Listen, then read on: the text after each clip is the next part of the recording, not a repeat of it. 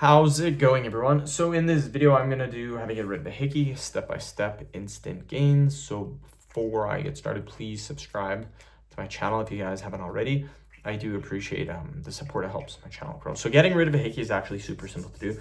All you're going to do is get a coin. You're gonna get a coin or a spoon.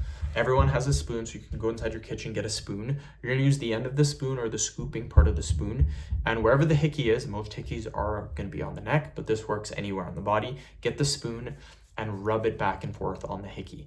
Do this for 5 minutes straight. Put a timer on your phone, 5 minutes.